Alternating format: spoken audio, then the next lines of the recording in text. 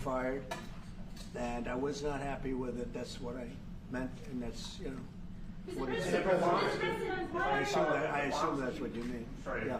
If the bombs keep falling, will you consider additional sanctions toward Russia, or what will you do if President Putin... I'd rather answer that question in a week. I want to see if we can have a deal. No reason to answer it now, but I won't be happy. Let me put it that way. Things will happen. Mr. President, why are you not putting more pressure on Russia? I know a lot of Europeans... Putting a lot of pressure. You don't know what pressure I'm putting on Russia. They're dealing. You have no idea what pressure I'm putting on Russia. We're putting a lot of pressure. Can you maybe tell us then what kind of... We're putting a lot of pressure on Russia, and Russia knows that, and some people that are close to it know, or he wouldn't be talking right now. The Prime Minister understands that better than anybody. He wouldn't be talking right now. He's talking, and we're putting a lot of pressure. I think he wants to make a deal. We're going to find out very soon, but it takes two to tango, and you have to have Ukraine want to make a deal too, and they're being hit very hard, and I do believe they want to make a deal. Mr. President, Mr. Prime Minister, if I may. You said that the Ukraine have to give some territory to win peace, among them Crimea. Do you stand by that? And I know that the former NATO General Secretary today has told you that he does not agree, and he believes in territorial integrity of the Ukraine. How will you deal with that with your allies? And do you stand by that Ukraine have to give? Former Secretary General happens to be right here, you know, so they can't put words in his mouth. He's been a great general, frankly. It was because that's what you are. Really, you're a general. But he's been a great Secretary General. We had a tremendous relationship, very successful, and I think he could speak for himself. He's right here. But do you still agree that Ukraine have to give some territory away to win peace? Well, it depends what territory. They've been fighting. They've lost a lot of territory. And we'll do the best we can. Working with Ukraine, we'll do the best we can. But they lost a lot of territory. When you say Crimea, that was handed over during a president named Barack Hussein Obama. That had nothing to do with me, Crimea. That was 11 years ago with Obama. And they made a decision. There wasn't a bullet fired. There was no fighting. There was no anything. They just handed it over. Now they say, well, can you get it back? I think that's going to be a very difficult thing to do. That was given by Barack Obama when he was president, not by Donald Trump. Thank you, Mr. President. I have a long you have meeting, a peace Mr. President. proposal that you put on the table. It's a 30-day ceasefire proposal. Your national security team presented it to both Ukraine and Russia. 2 months ago, Ukraine agreed to that ceasefire proposal immediately. Russia has not. And my question is Russia the obstacle to peace based upon that, just getting to that 30-day ceasefire? I don't think so. I think that they both want peace right now. They're ready to do something. We'll see what happens. Complicated, very complicated. But I think they are both very much looking to make a deal. Marco, what would you say? Well, first of all, what was put before our partners was options to discuss about things that it would take to end a war. This war is endable. Both sides just have to agree to it. We've shown them a pathway forward. We've discussed those ideas. It was a good meeting yesterday. There'll be good meetings over the weekend. We've shown them the finish line. We need both of them to say yes. But what happened last night with those missile strikes should remind everybody of why this war needs to end. It's horrible those missiles landed. What's even worse is there are today people that were alive yesterday that are not alive today because this war continues, and the president wants to stop it. And everyone should be thanking the president for being a peacemaker and trying to save lives. That's what we're trying to do here. It's not our war. We didn't start it, as you know. But we're trying to end the dying. We're trying to end the destruction. And we've shown the path forward. We can see the finish line, but both of them have to get there. We're going to do everything we can to help them get there, but they have to ultimately say yes. Both and we are using a lot of pressure on both. You know, if you think we're just in there because we're nice people, and we are nice people, but we're using a lot of pressure on both. What concessions, Mr. President, and to your national security team, what concessions has Russia offered up thus far to get to the point where you're closer to peace? Stopping the war, stopping taking the whole country. Pretty big concession. Mr. President, if you are going to take down the tariffs, what do you want Norway to buy more of from the U.S.? To buy more? Well, you don't need snow. You don't need skis. You don't need ski champions either, right? You have a lot of them. We just want to keep the relationship the way it is. We've had a great relationship. I think now maybe closer than ever, but we've had a great relationship with Norway. I think just keep it the way it is, kid. You can't do better. Really? Not even by, say, Well, if they want to give us some additional concessions, that's okay. You can't do much better. Yes, yes. Mr. President, you've had a long meeting with Norway today. You said that Norway is doing a lot of things right, but on the Ukraine, if I can ask both you and the Prime Minister, did you find common ground today on Ukraine and the peace plan? Totally. It's totally common ground. The Prime Minister can speak about it, but I can just say he wants to see people stop dying more than anything else, and he'd like to see it end. He's going to help us end it. Mr. President, Can I say that to move towards an end of this war, U.S. engagement is critical, and President Trump made that possible. That is clear, that is obvious, it's really happening. Now the important thing is that both parties have to know that they have to deliver, and they have to feel the pressure to deliver.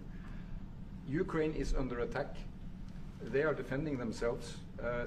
Lives are being lost. And we believe very firmly that there needs to be a ceasefire, the initiative taken by the US some time ago. It needs to be respected. And then to move on to something which both parties can own. That is the complicated part in such a dramatic war. And here I believe Europeans and Americans working together, as we do much closer now.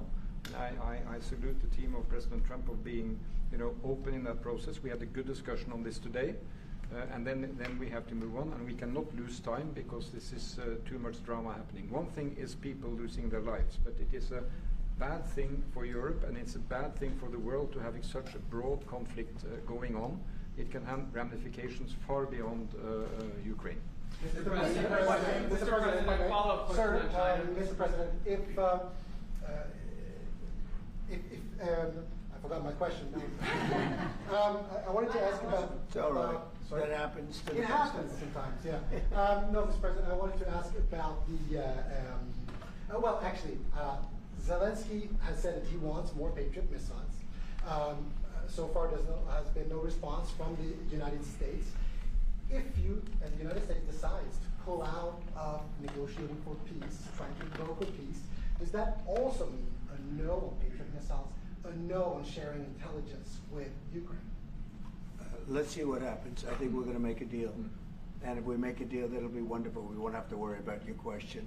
You can ask that question in 2 weeks, and we'll see. But I think we're getting very close. The Prime Minister feels the same way, and we'll hopefully not have to answer that You said question. Mr. President.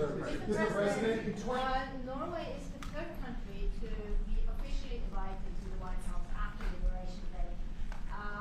Why did you invite Norway so soon to the White House? Because I like them. And I like your Prime Minister, and I like the way your government runs, and I respect the King. He's highly respected in Norway. It's a great thing, not an easy thing to do. He's done a great job. Yeah. Would you like an invitation to visit the King? Absolutely. You get me that invitation. I just told the President he's welcome to visit Norway. President Trump, where's Mike Carney? Yeah, You said before that you like the Norwegian Petroleum Fund, and I'm wondering if that has been up for discussion today, the way that we have structured our money and whether. Well, this fund was created in the late 1990s to save for future generations the income from oil and gas. Norwegians should continue to work as hard, dedicated, innovate, and move forward, despite having these incomes, which we happen to be in the period of our history where we can harvest, and we have transferred that into investments, half of them, by the way, here in the United States. So I think this is a model which we have been able to explore. If we can share experiences, and we do with our colleagues in the US, you never copy this one-to-one, but there can be techniques and way of working that we have used in organizing our fund. Jens Stoltenberg was the finance minister when the first dollar entered that fund, so he is a safe hand to have as a finance minister today. What are you saying? No, and as you said, Mr. Prime Minister, we are ready to sit down with the U.S. To also work with them on if they want to establish a sovereign wealth fund, because we have a good experience with our fund.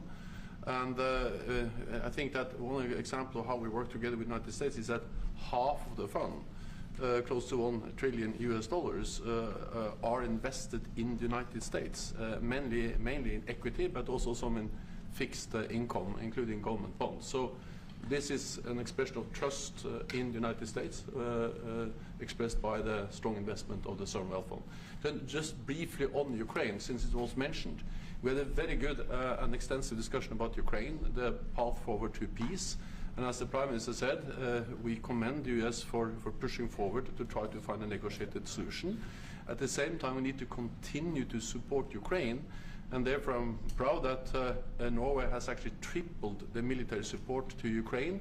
And this year we will allocate close to $8 billion US to Ukraine. That will strengthen them and also their hand on the negotiating table.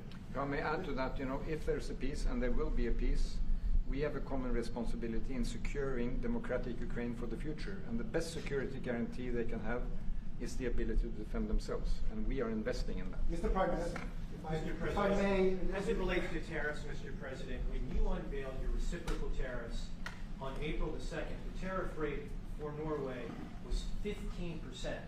Based upon your conversations that you've had today with the Prime Minister, do you see that tariff rate coming down from what you proposed just a few weeks ago? Well, they have a great fund of $2 trillion. It's a big fund, and they don't have any debt. So I think they'd probably be willing to pay us more than that, I hope. Are the two nations in agreement? Mr. President, Yes. in 2018, your former Secretary of State Mike Pompeo called for an end to Russian occupation of Crimea. Why has this administration changed its stance on territorial concessions for Crimea? Well, the war started. It would have never started if I were president. This is a war that is horrible.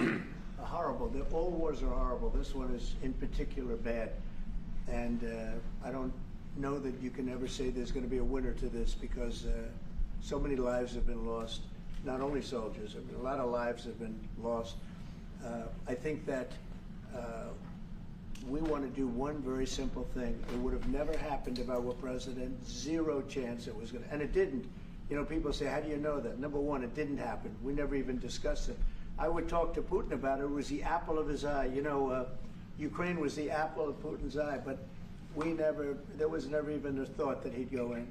And I think he understood that I would not be happy if he did. And it was only when I got out, and when you mention what happened to Ukraine years ago under President Obama and a vice president that was also president later, unfortunately for this country, what happened is large chunks of land were given up, and it was called Crimea, and that was a big thing. That was a big moment. But this isn't my war. This is Biden's war. This is a war that Biden was president when this war happened. But I'm trying to put out the fire, and I think we'll be successful. And if we do, we're going to save a lot of lives. Otherwise, and the Prime Minister had a statement. He said, "This is just a point in time. We're very lucky because this is a point. And if this doesn't happen, this could go on for a long time." Mr. President, will you have meetings with other world leaders when you're in Rome, sir? Future Democrat president? I don't think he will. I think he wants to make peace. I think he wants to end it, and I feel pretty confident of that. But we're gonna know pretty soon. Mr. President, will you have meetings with other world leaders when you're in Rome? Yes, I will. Which leaders do you want to meet, sir? Well, I'd like to meet them all. That would be nice. I'd like to take care of all of them, but we have many of them there, and they all want to meet. They want to meet about trade.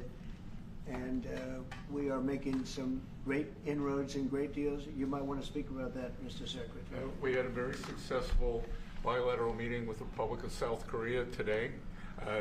We may be moving faster than I thought, and we will be talking technical terms as early as next week, as we reach an agreement on understanding as soon as next week. So South Koreans came early, they came with their A game, and we will see if they follow through on that.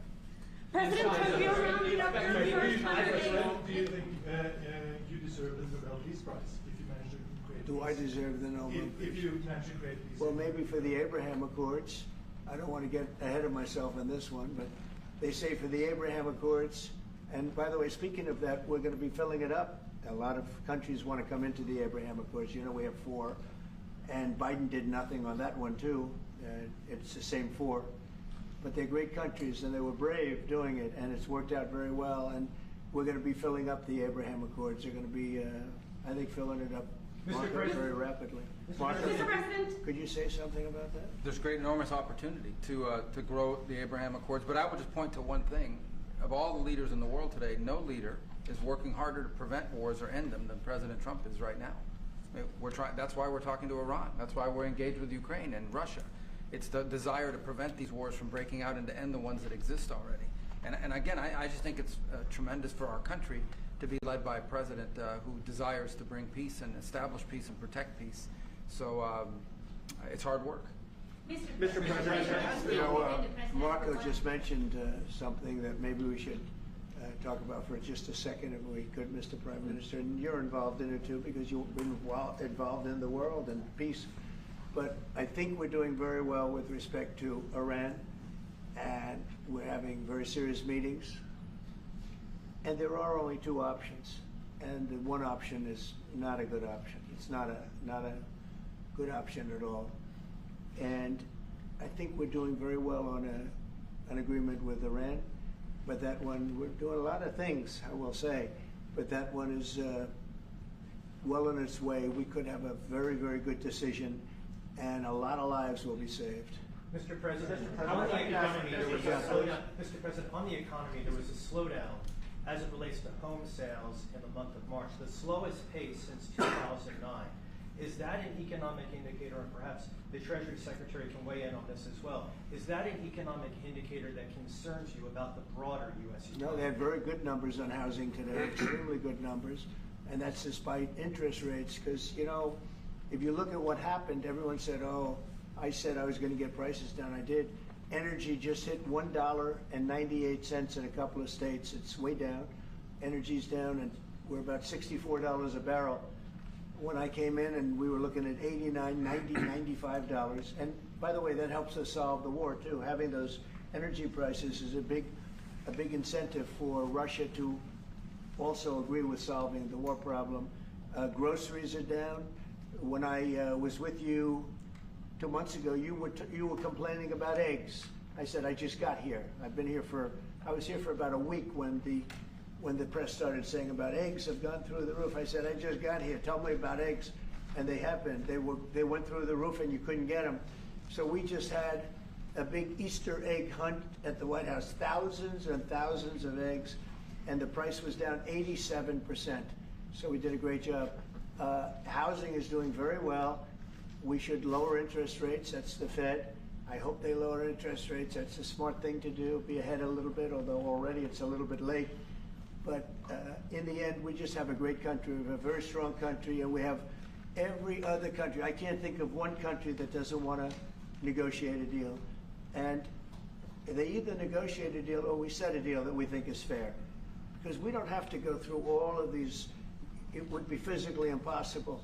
You know, you have so many people that really understand it, which is a very small group of people here. And we are going to, at some point, just set prices for deals. Some will be tariffed. Some treated us very unfairly. They'll be tariffed higher than others. But we've been ripped off for many, many years. The United States has been ripped off like no country probably in the history of the world has been ripped off for 45, 50 years.